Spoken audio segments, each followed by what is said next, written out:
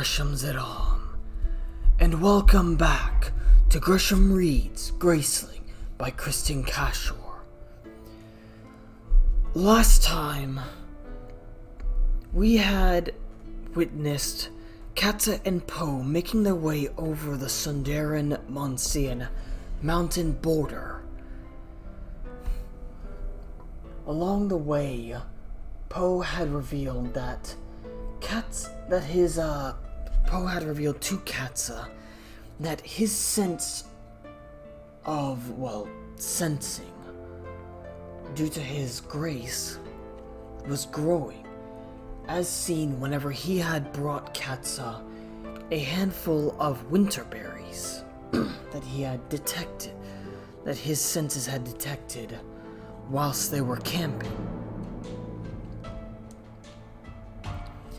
And also, Poe made Katza swear that no matter what he said, no matter what she believed, that she would listen and do as Poe said.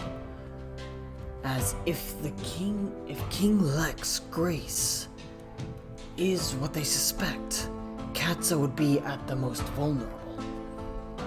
Whilst Poe would be capable of telling truth from lie because of his grace.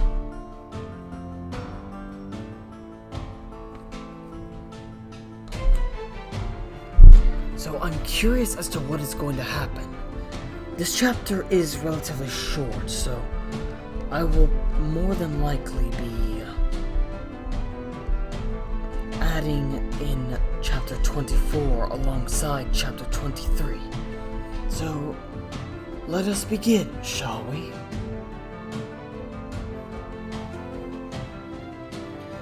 Chapter 23. Katza. His voice woke her. She opened her eyes and knew it to be about 3 hours before dawn. What is it? I can't sleep. She sat up. Too worried? Yes. Well, I assume you didn't wake me just for my company. You don't need the sleep. And if I'm going to be awake, we may as well be moving. And she was up, and her blanket rolled, and her quiver and bow and bags all on her back in an instant. Path sloping downhill ran through the trees. The forest was black. Poe took her arm and led her as best he could, stumbling over stones and resting his hand on trees she couldn't see to set in the passage.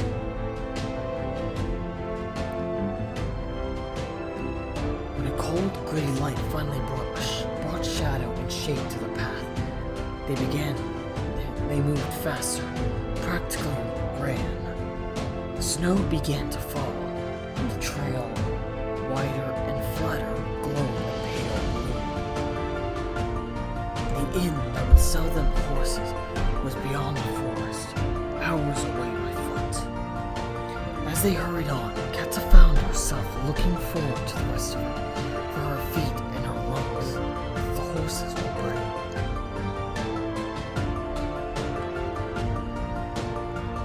She opened the thought to Poe. It takes this, he said, to tire you, running in the dark on no sleep and no food after days of climbing in the mountains. He didn't smile and he wasn't teasing. I'm glad. Whatever it is we're running to, we're likely to need your energy and your stamina.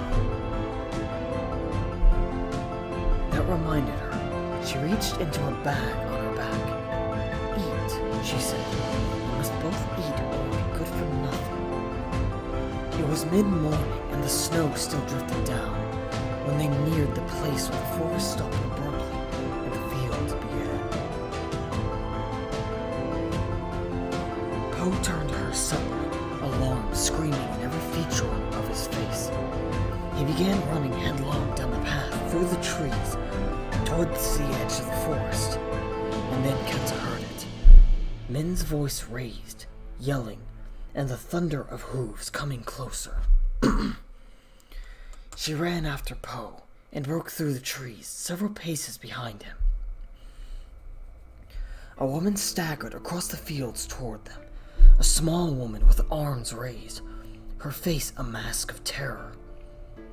Dark hair and gold hoops in her ears, a black dress in gold on the fingers she stretched out to Poe, and behind her an army of men on galloping horses, led by one man with streaming robes and an eye patch, and a raised bow and a notched arrow that flew from the bow and struck the woman square in the back. The woman jerked and stumbled. She fell on her face in the snow. Poe stopped cold. He ran back to Katza, yelling, "Shoot him! Shoot him!" But she had already swung the bow from her back and reached for an arrow. She pulled the string and took aim, and then the horses stopped. The man with the eye patch screamed out, and Katza froze. "Oh, what an accident!" he cried. His voice was a choke, a sob, so full of desperate pain that Katza gasped, and tears rose to her eyes. "What a terrible, terrible accident!" the man screamed. "My wife! My beloved wife!" Katza stared at the crumpled body of the woman, black dress and flung arms, white snow stained red. The man's sobs carried to her across the field. It was an accident, a terrible, tragic accident. Katza lowered her bow. "No! Shoot him!" Katza gaped at Poe, shocked at his words and at the wildness in his eyes. "But it was an accident," she said. "You promised to do what I said." "Yes, but I'm not going to shoot a grieving man whose wife had such an accident." His voice was angry now, as she'd never heard it. "Give me the bow," he hissed, so strange and rough, so unlike himself. "No. No. Give it to me." "No, you are not yourself." He clutched his hair then and looked behind him desperately at the man who watched them. His one eye cocked towards them, his gaze cool, measuring.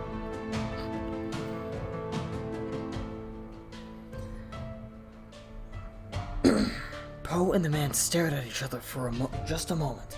Some flicker of recognition stirred inside Katza, but then it was gone. Poe turned back to her, calm now, desperately, urgently calm. "Will you do something else then?" he said. "Something much smaller that will hurt no one." "Yes, if it'll hurt no one."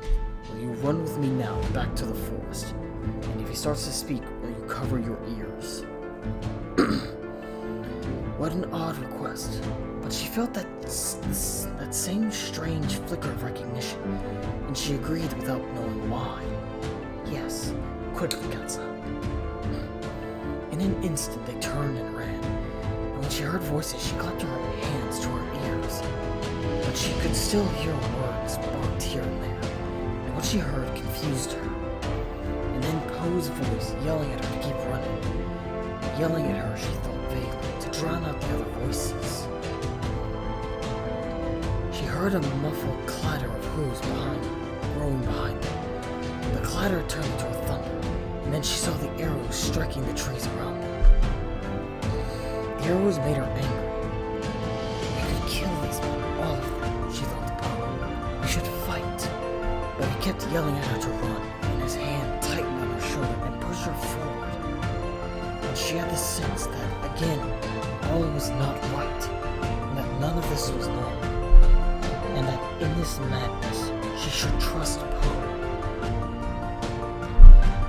They raced around trees and clambered up slopes, rushing in whatever direction Poe chose.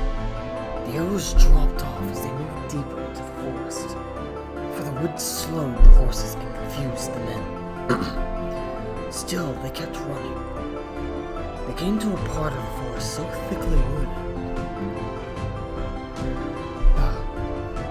Forgive me for that.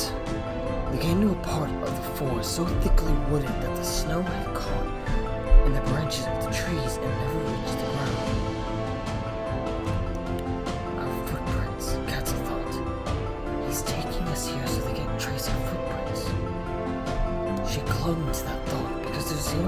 sense of the senselessness that she understood.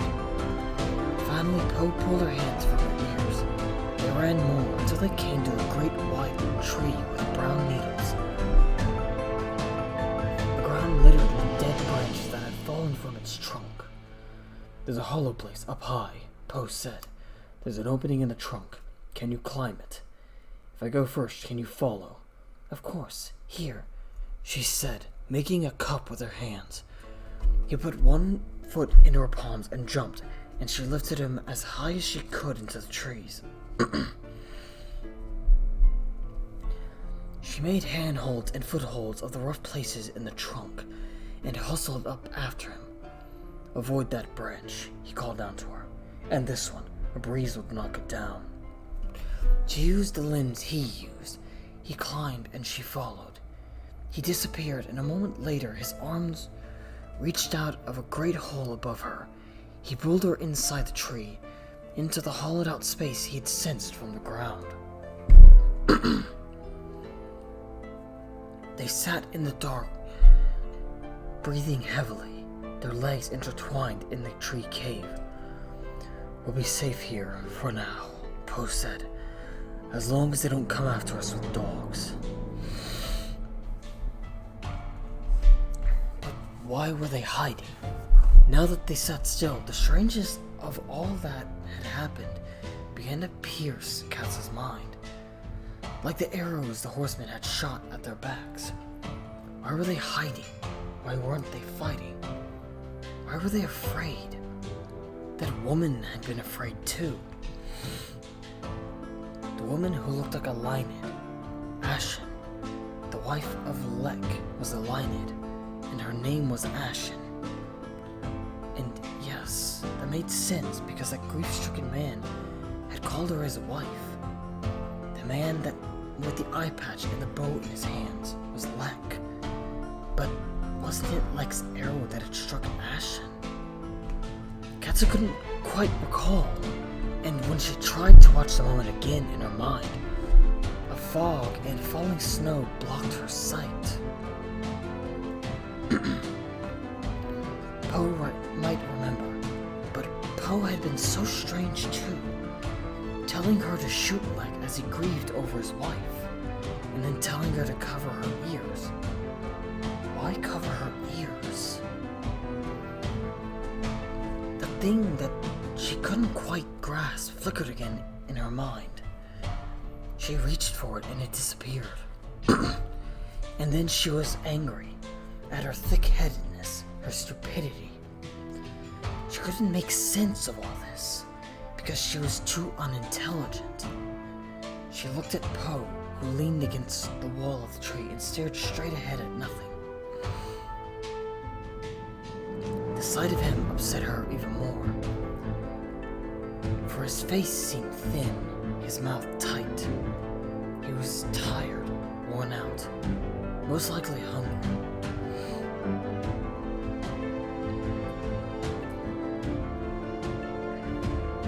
He'd said something about dogs, and she knew his eyes well enough to recognize the shadows of worry that sat within them. "Please tell me what's wrong." "Katza." He sighed her name. He rubbed his forehead and looked into her face. "Do you remember our conversation about King Leck, Katza? What we said about him before we saw him today?" She stared at him and remembered that he had said something, but she couldn't remember what it was. "Dot his eyes, Katza. Something he's hiding. It came to her suddenly. He's graced."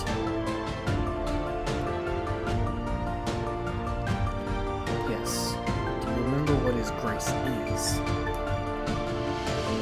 And then it began to trickle back to her, piece by piece, from some part of her mind she hadn't been able to reach before. She saw it again clearly, Ashen, terrified, fleeing from her husband and his army, Leck shooting Ashen in the back, Leck crying out in his words fogging Katz's mind, transforming the murder in her eyes.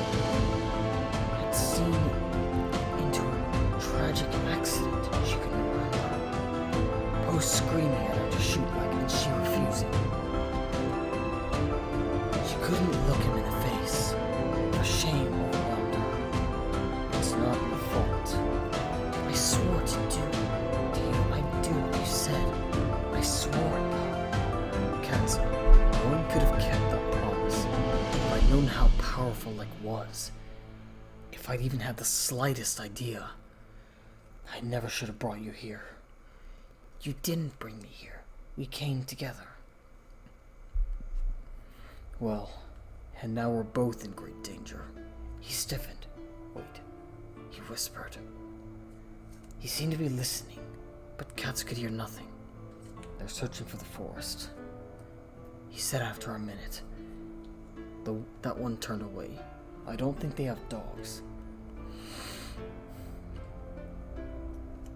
But why are we hiding from them, Katza? What do you mean we're in great danger? Why aren't we fighting these butchers? Why? She dropped her head into her hands. I'm so confused. I'm hopelessly stupid. You're not stupid. It's Leck's grace that takes away your own thought. And it's my grace that sees much more than a person should. You're confused because Leck confused you deliberately with his words, and because I haven't told you yet what I know. Then tell me what you know. Well, Ashen is dead. That I don't have to tell you. She's dead because she tried to escape Leck with Bitterblue. Here we see her punishment for protecting her child. She heard his bitterness and remembered that Ashen was not a stranger to him. That he had seen a member of his family murdered today. I believe you were right about Bitterblue, he said. I'm almost sure from what Ashen wanted as she ran toward me.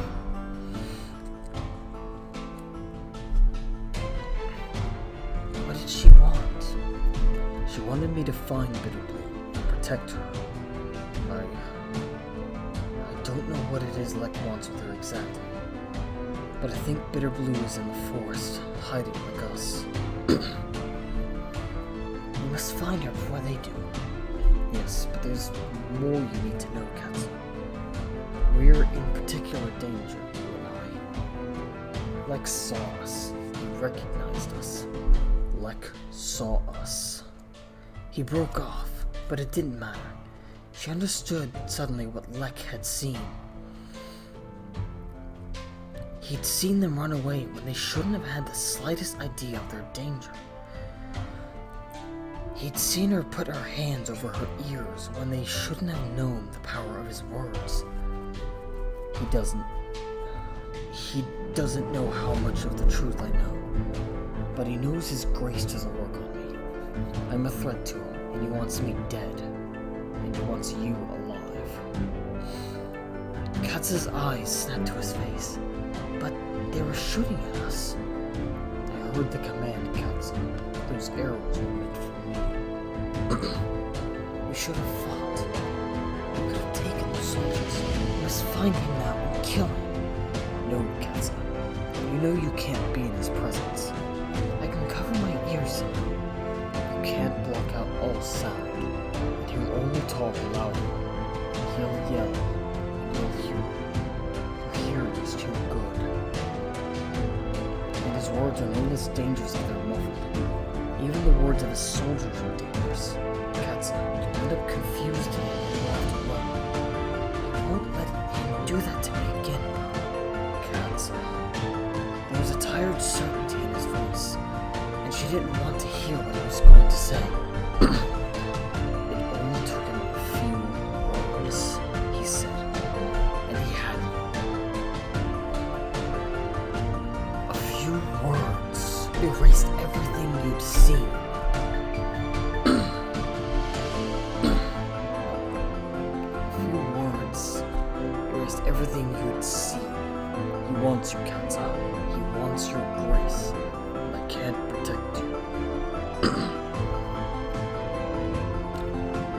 hated the truth of his words, for he was right. Leck could do what he wanted with her. He could make a monster of her if that was his wish. Where is he now? I don't know. Not nearby. He's probably in the forest with us over Bitterblue. Will it be difficult to avoid him? I don't think so. My Grace will tell me if he's near, and we can run and hide. A sick feeling stopped her breath. What if he tried to turn her against Poe? She took her dagger from her belt and held it out to him. He looked back at her with quiet eyes, understanding. It won't come to that, he said. Good, she said. Take it anyway. He set his mouth, but didn't argue. He took the dagger and slid it into his own belt. She pulled the knife from her boot and passed it to him. She handed him the bow and helped him fasten the quiver of arrows onto his back.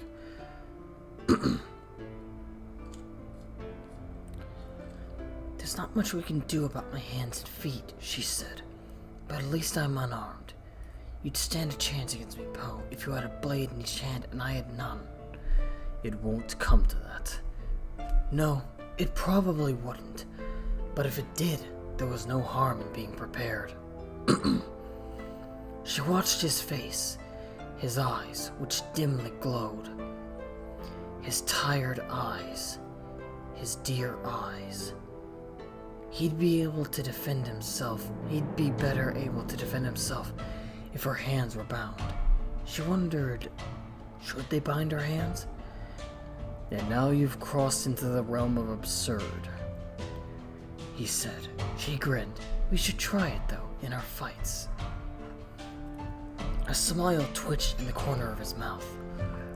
I could agree to that sometime, when all of this is behind us. Now, she said, let's find your cousin.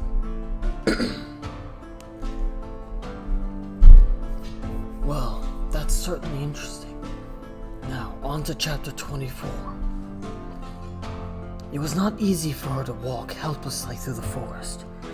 Poe deciding where to go and knowing when and where to hide, freezing in his tracks at the sense of things she couldn't see or hear. His grace was invaluable, she knew that. But Katza had never felt so much like a child. She became hopeful when she saw me, Poe said, speaking quickly as they rushed through the trees. Ashen did. At the sight of me, her heart filled with hope for Bitterblue. This hope was what had directed their steps now. Ashen had hoped so hard for Poe to find Bitterblue that she had left him with a sense of a place she believed Bitterblue to be. A particular spot both she and the child knew from rides they took together. It was south of the mountain pass, in a hollow within a stream.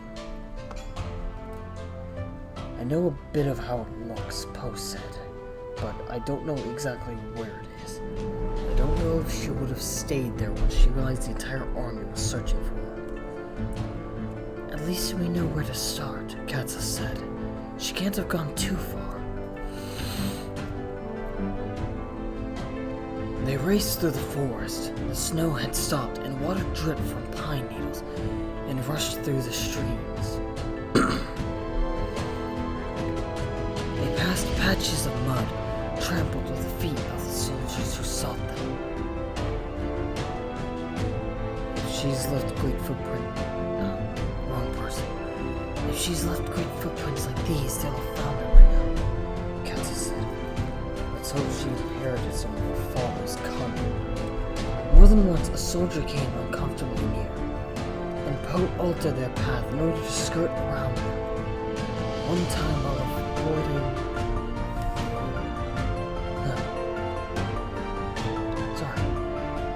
While avoiding one soldier, they nearly ran into another. They scrambled up a tree and Poe whetted an arrow, but the fellow never took his eyes from the ground. Princess Bitterblue, the man called. Come now, Princess. Your father is very worried for you. The soldier wandered away, but it was a number of minutes before Katza was able to climb down. She had heard the man's words, even with her ears or hands over her ears. She fought against them, but still they clouded her mind. She sat in the tree, shuddering while Poe grasped her chin, looking into her eyes and talking her through her confusion. "All right," she said finally. "My mind is clear."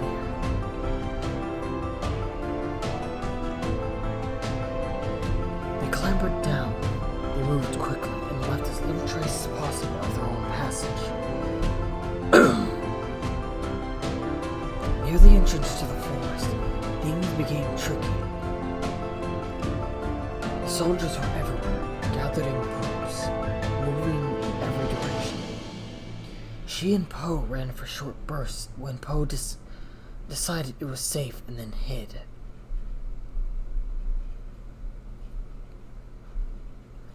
Once, Poe grabbed her arm and jerked her backward, and they raced back the way they'd come. They found a great mossy rock and hunched behind it. Poe's hands clapped over her ears, his eyes glowing with fierce concentration. Wedged between the rock and Poe, his heart beating fast against her body, she knew this time they hid from more than mere soldiers. They waited. It seemed interminable. Then Poe took her wrist and motioned her to follow. They cut away by a different route, one that widened the distance between them and the Monsian king.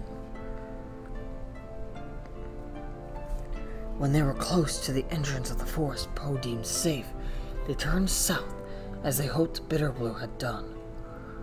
When a stream bubbled across their path, Poe stopped.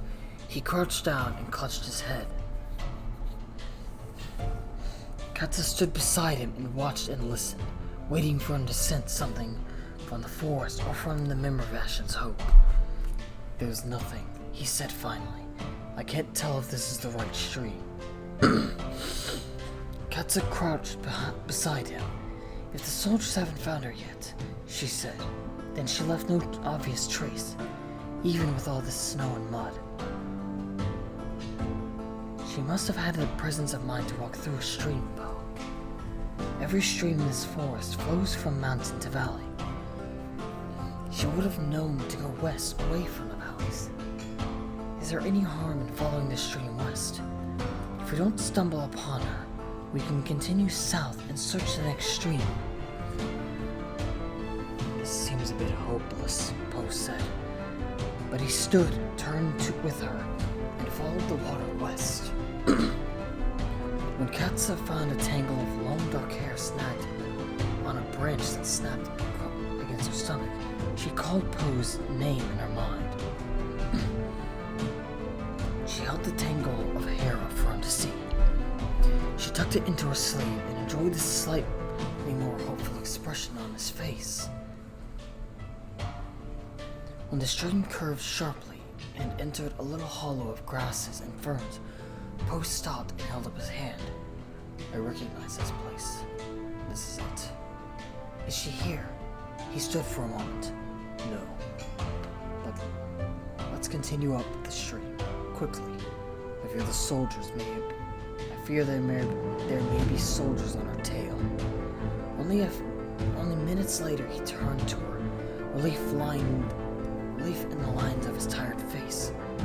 "I feel her now." He stepped out of the stream and Katza followed. He wove his way through the trees until he came to a fallen tree trunk stretched across the forest floor. He measured the trunk with his eyes. He walked to one end, crouched down, and looked inside. "Bitterblue," he said into the trunk. "I'm your cousin Poe, the son of war. I've come to protect you." There was no response. Poe spoke quietly and gently. "I'm not going to hurt you, cousin. I'm here to help you. Are you hungry? We have food." There was still there was no response from the fallen tree. Poe Poe stood and turned to Katza. He spoke in a low voice. She's afraid of me. You must show her. Katza snorted. You think she'll be less afraid of me? She's afraid of me because I'm a man. Take care. She has a knife. She's willing to use it. Good for her. Katza knelt before the hollow end of the trunk and looked inside. She could just make out the girl huddled tight, her breath short, panicked, her hands clutching a knife. Princess Bitterblue, she said. I'm the Lady Katza from the Midlands. I've come with Poe to help you. You must trust us, Bitterblue. We are both graced fighters. We can keep you safe. Tell her we know Leck's grace, Poe whispered. We know your father is after you. Katza said it to the darkness. We know he's graced. We can keep you safe, Bitterblue. Katza waited for some sign from the girl, but there was nothing. She looked up at Poe and shrugged her shoulders. Do you think we could break the tree apart? She asked. But then from inside the trunk came a small, shaky voice. Where's my mother? Katza's eyes snapped at the Poe's. They searched each other's face, uncertain. And then Poe sighed and nodded. Katza turned back to the trunk. Your mother is dead, Bitterblue. She waited for sobbing, screams. But instead, there was a pause. And then the voice came again, even smaller now. The king killed her? Yes, Katza said. There was another silence inside the tree. Katza waited. Soldiers are coming, Poe muttered to her. They're minutes away. She didn't want to fight these soldiers who carried Leck's poison in their mouths. And they might not have to, if they could only get this child to come out. I can see that knife, Princess Bitterblue, she said. Do you know how to use it? Even a small girl can do a lot of damage with a knife. I could teach you. Poe crouched down and touched her shoulder. Thank you, Katza, he breathed, and then he was up again, stalking a few paces into the trees, looking around and listening for anything his grace could tell him. And she understood why he thanked her, for the child was crawling her way out of the trunk. Her face appeared from the dimness, then her hands and her shoulders. Her eyes gray and her hair dark like her mother's. Her eyes big, her face wet with tears, and her teeth chattering. Her fingers gripped tightly around a knife that was longer than her forearm. She spilled out of the tree trunk and Katza caught her and felt her cheek and forehead. The child was shaking with cold. Her skirts were wet and clung to her legs. Her boots were soaked through. She wore no coat or muffler, no gloves. Great hills! You're frozen stiff, Katza said. She yanked off her own coat and pulled it down over the child's head. She tried to pull Bitterblue's arms with the sleeves, but the girl wouldn't loosen her grip on the knife. Let it go for a minute, child. Just a second. Hurry, there are soldiers coming. She pried the knife from the girl's fingers and fastened the coat into place.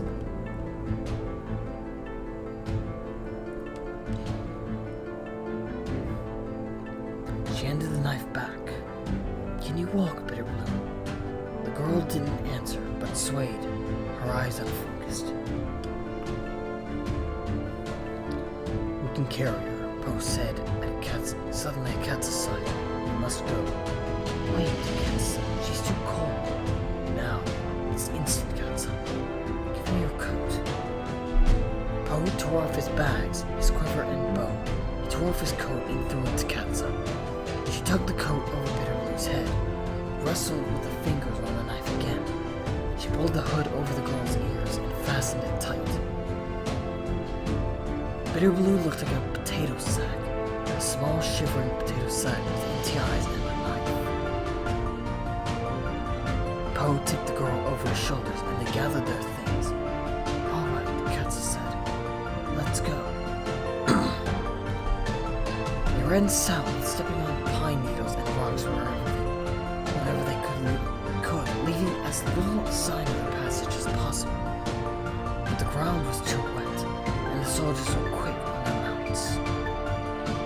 Their trail was too easy to follow, and before long, Katza heard the branches breaking and the thud of the horses' hooves. "Poe, how many of them?" 15, he said, "at least." She breathed through her panic. What if their words confused me? His voice was low. "I wish I could fight them alone, Katza. None of you're here. It will mean us separated. Right now there are soldiers on every side of us. I won't risk your being found when I'm not there." Katza snorted. "Nor would I allow you to fight 15 men alone." "We must kill as many of them as possible," Poe said, "before they're close enough for conversation, and hope that once they're under attack, they're not very talkative. Let's find a place to hide the girl. If they don't see her, they're less likely to speak of her." They tucked the child behind rocks and weeds, inside a niche at the base of a tree. "Don't make a sound, Princess," Katza said, "and lend me your knife. I'll kill one of your father's men with it." She took the knife from the girl's uncomprehending fingers.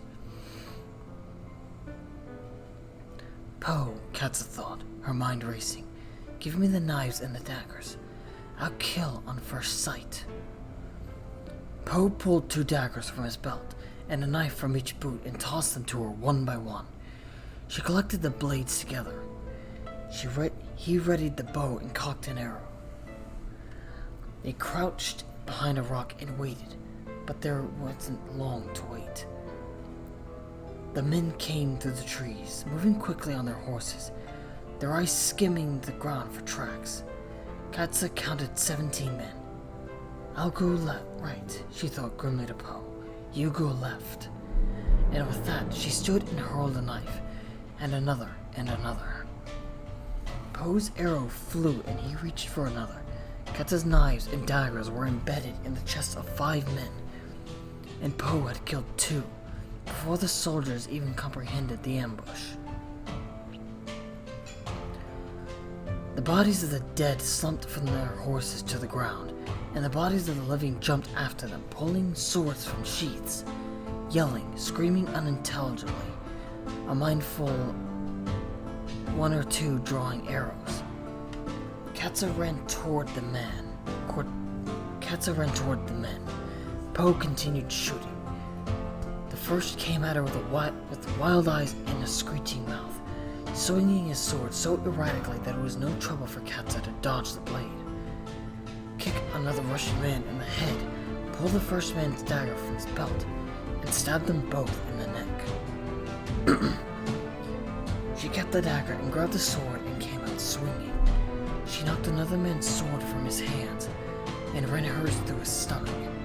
She whirled on 2 men that came from behind and killed them both with her dagger, while she fought off a 3rd with her sword.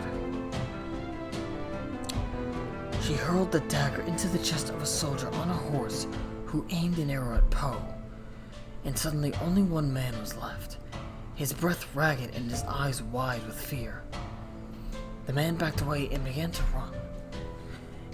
In a flash, Katza pulled a knife from another man's chest and ran after him, but then she heard the smooth release of an arrow, and the man cried out and fell, and laid still. Katza looked down at her blood-stained tunic and trousers. She wiped her face and blood came off onto her sleeve. All around her lay murdered men who hadn't known any better, men whose minds were no weaker than her own. Katza was sick and discouraged, and furious with the king who made this bloodbath necessary. "Let's make sure they're dead," she said, "and get them on the horses. We must send them back to put Leck off our trail." They were dead, every one of them. Katza pulled arrows and blades from their chests and backs and tried not to look at their faces. She cleaned the knives and daggers and handed them back to Poe. She carried Bitterblue's knife back to her, and from the wall, the girl was standing, arms crossed against the cold, eyes alert now, lucid. Katza glanced down at her bloody clothing. She found herself hoping the child hadn't witnessed the massacre of men. "I feel warmer. Good. How much of that fight did you see?" "They didn't have much of a chance, did they?" was her only answer. "Where are we going now?" "I'm not sure. We need to find a safe place to hide, where we can eat and sleep. We need to talk about what happens next." "You'll have to kill the king," she said, "if you ever want him to stop chasing us." Katza looked at this child, who barely came up to her chest. Poe's sleeves hanging almost to the girl's knees. Her eyes and her nose big under the hood, too big for her little face. Her voice a squeak, but a calmness in her manner of speaking, a certainty. What was that? Oh, it was just a little plastic clip.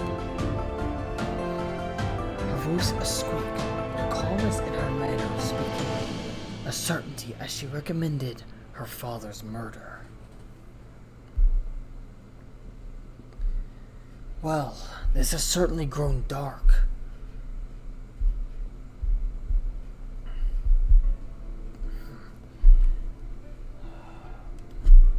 First Ashen dies to Leck. Then we see the full extent of Leck's grace. How he's able to fool people with a mere sentence. And how his grace is like a poison that spreads via the sound of his voice. And it spreads from him to another like a highly contagious disease.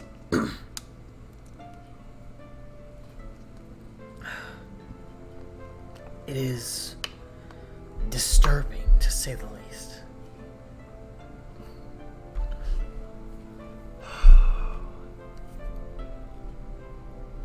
I'm really curious what made Leck into the man he is.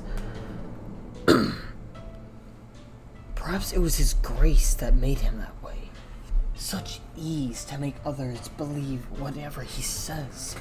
He might have gotten drunk on the power from a young age, but it's difficult to say the least until I learn of Leck's backstory.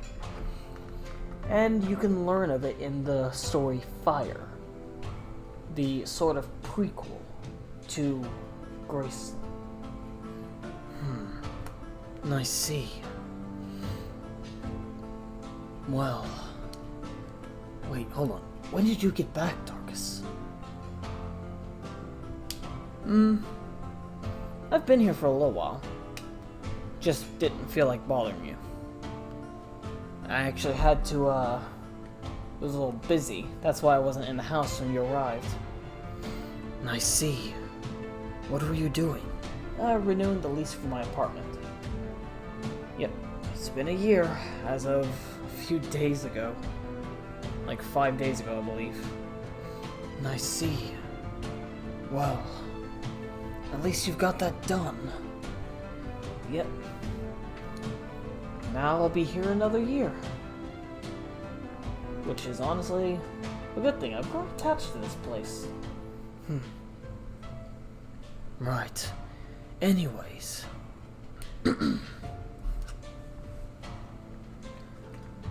So, I believe we will be seeing Leck again in the future.